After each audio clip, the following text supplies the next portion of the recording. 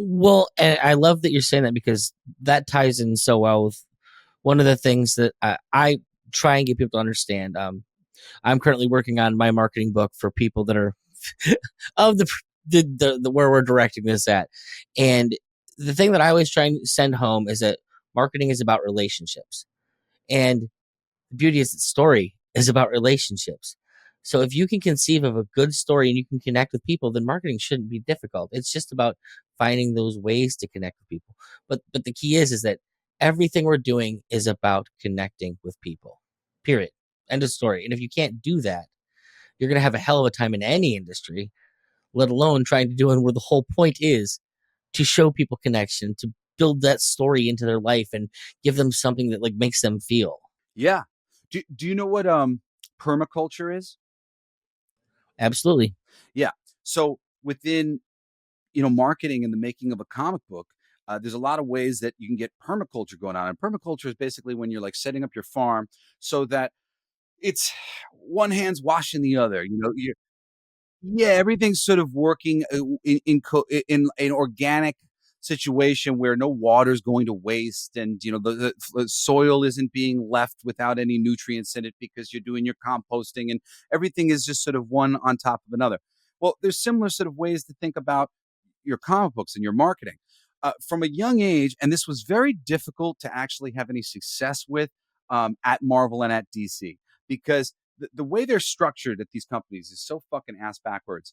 So it didn't matter. Like the people who I was pitching to, they didn't have an appreciation for the fact that I was pitching them things that did not rely upon my name. It was a simple intellectual story pitch that could be pitched to an audience, and the audience could decide very simply whether or not, oh, that sounds like a story for me. And they were good stories that should be the type of thing that would make you go, oh, that sounds like a story for me. The best way you do this, and it happens like this for like bands as well, right? A band with a name that really means what the band means, like Rage Against the Machine. And you're like, ah, yeah, and these two things connect, right? My stupid book, Fucking for Our Future is a log line. A log line being a short sentence that tells you what the book's about. You got to be a little bit of a Sherlock Holmes to figure out fucking for our future. You're fucking, you're having sex in order to bring forth the future. For some reason, there's a need for sex for the future. This is a science fiction book about sex. Yes, it is. You can tell that just from the title. So titles and being able to have a title that is marketable, that can come around to the whole thing. And then too, once you have an interactive title in this way, right? We have a cover by Todd Blackwood where it's Uncle Sam, we want you fucking for our future. It's not Uncle Sam, it's our sexy robot. But geez, we want you fucking for. And we're tying the concept of I the want that book. poster. Yeah, I want to thank you. And we're tying the concept into the bit. And then when you go into the Kickstarter, we're having fun with that concept.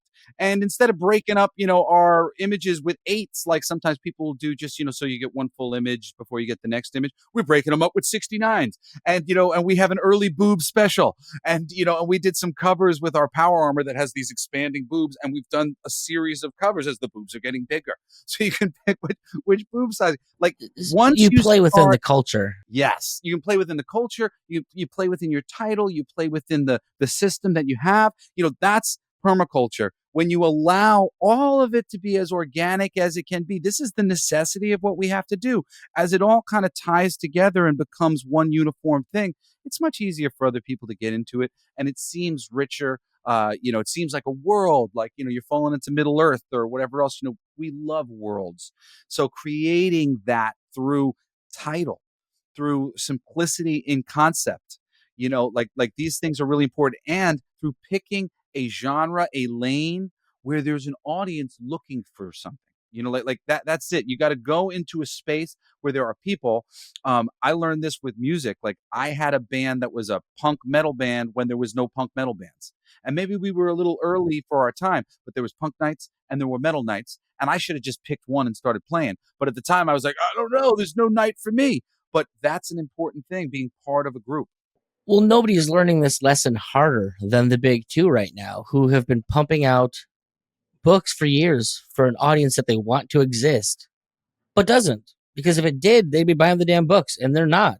Manga's outselling everything that DC puts out. Like when you're having trouble selling Batman books, that's a problem. Period.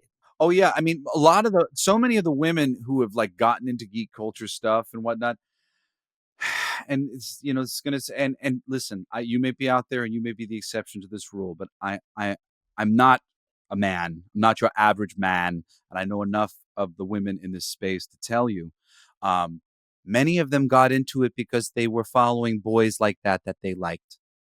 And then a larger group of it got into it to manipulate the space because they were pretty, but not so pretty as to be in the rap video and the whatever other thing. And they switched into a niche of hosting, a niche of being a geek girl, reviewer girl, whatever, because there was a space and there is money in the pockets of the actual fans.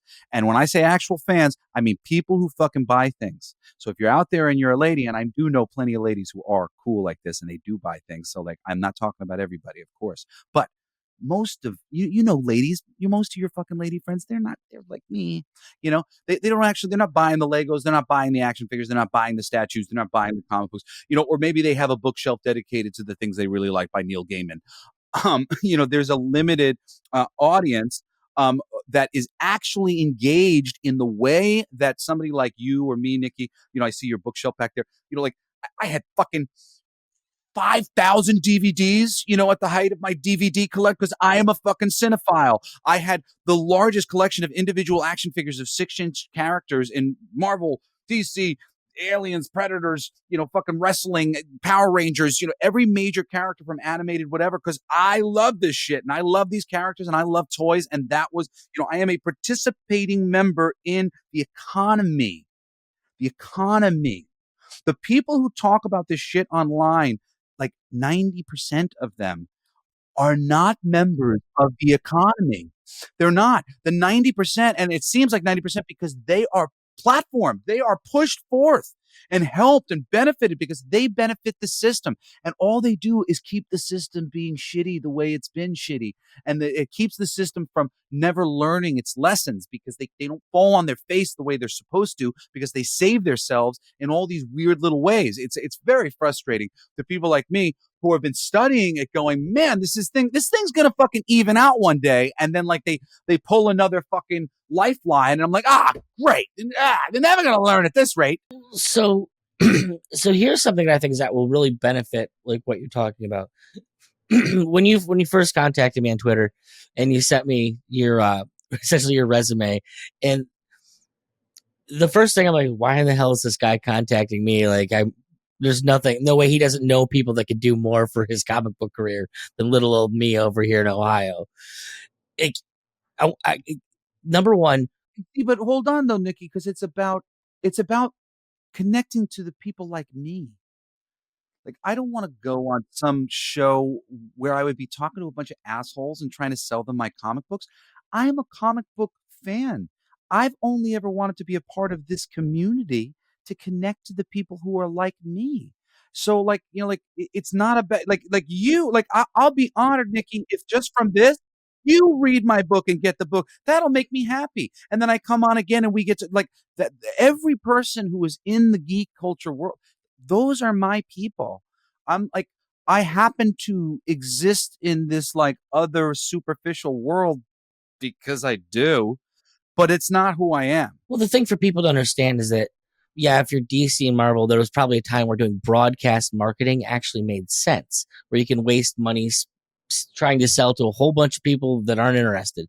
But certainly for lone creators, you've got to go directly to the people that are going to be buyers. You can't waste money on people that aren't doing it. So, like, you coming here, you're talking to people that are actively going to be involved and spend money in it, as opposed to wasting 100 grand on people who don't give a shit. Yes, and who may actually read the book. That like I don't know like how aware you are, but I've become really aware of the actual reading numbers. And when you get an idea about who's actually reading, Marvel books, your average Marvel book, what percentage is sitting on the shelf? What percentage was bought by a collector? What percentage was read word for word, cover to cover? And I'm coming down to say it's something like 20%. And that is why it's so easy for this system to be manipulated, and it's so hard to find anything good because there's only a few of us who are participating in the quality control process. Well, I'm surprised when I go to my buddy, one of my good friends owns a comic book store, Captain's Comics, Toys, Games, and More, whatever, out in was North Kingsville, Ohio. And I'll be out there and I'll be talking to the other guys buying comics. I'm surprised how many of the guys I talk to, they're like, oh, yeah, I buy these, but I don't actually read them. They're going to sit on a shelf until I retire. And I'm like, I can't even fathom aside from the expense, but like, It's like the guys who buy the toys and they're hanging on the wall. Like, I'm going to open that shit. Play with that toy. yeah.